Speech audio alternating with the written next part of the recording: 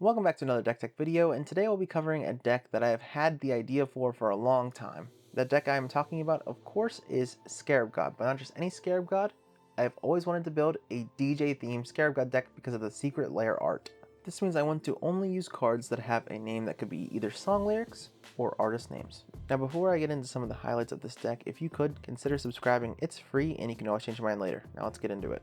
The first and most important card for this deck that you'll need is DJ Scarab himself. Now normally I wouldn't mention the commander because you typically know that, but since I'm covering a theme deck, I want to specifically mention that you need the art that depicts your Scarab God as a DJ. Now I think likely most of you will know what Scarab God does, but for those of you who don't know on top of your head, it is a 5 mana 5/5 that at the beginning of your upkeep pings your opponents for damage equal to the amount of zombies you control, and you also scry that many cards. In addition, you may also pay a black, blue, and 2 generic mana to exile a creature from a graveyard to make a copy of that card under your control, and it is a 4/4 zombie instead of its other types. This is a really cool effect because who doesn't love stealing all of your opponent's best creatures from their graveyards? Now, this means that there's really two main ways to take this deck. You can either go zombies or mill. I went the zombie build direction mainly because of the restriction of the card names I was trying to stick to, but you could do mill if you wanted. So logically, I think first we'll cover some of the cool zombies in the deck. The obvious ones in my opinion that you should run are Zombie Lords, cards like Death Baron, Lord of the Accursed, and Tomb Tyrant. These are all cards that will buff your zombies and make your creatures a little more dangerous and harder to kill. They will also have other effects like Tomb Tyrant being able to recur creatures from your graveyard, however it is at random. Death Baron gives Death Touch to your zombies, and Lord of the Accursed can give Menace if you pay the mana. These are nice extras to have, but not the main reasons to run them, of course. Next, I would like to mention some of the zombies that I think are just cool or good. Let's start with Unstoppable Slasher. This is a really cool card. If it is able to do combat damage to a player, that player loses half their life rounded up. This card will be a threat and draw some attention when it's on the field, and the cool thing is if it dies, it comes back to the battlefield with 2 stun counters on it. Another fun card is Graveborn Muse, which allows you to draw cards and lose life equal to the number of zombies you control.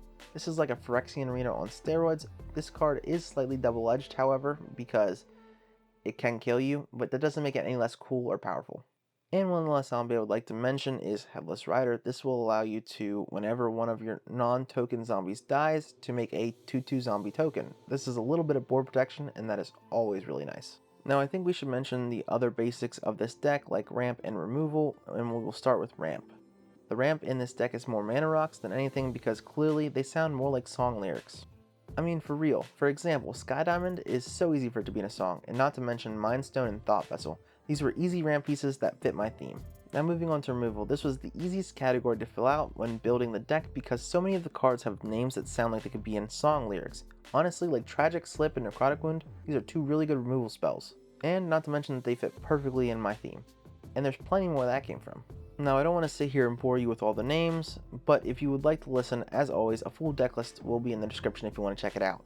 Now moving on, I think it would have been a crime if I didn't include this next card, and that is Swan Song. This is one of the most classic counter spells and literally has the name Song in it. This makes it an auto include, and I couldn't think of a card that fits the theme better.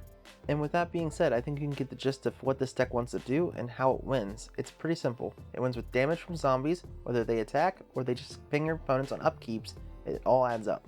It can also win in some really cool ways as well if you steal some cool things from other players' graveyards. I just can't tell you about how those games will go because it all depends on that specific game. That being said, I think you understand how the deck works, and if you want to look at the full deck list, the link's in the description. Also, if you think I missed a card that fits my theme better, let me know in the comments. This is the first theme deck I've ever built, and I think it's super cool and surprisingly playable for a theme deck. One last thing I want to mention before I wrap the video, my friends were telling me that I should offer to make a song using all of the card names of the deck list in it if the video gets enough likes. Now I don't want to promise anything because that would be a huge undertaking for me by myself, but if you want to see that, consider leaving a like and maybe share this video with someone who would also enjoy this video. And I think that's it for today. And as always, whether on this plane or another, have a wonderful day.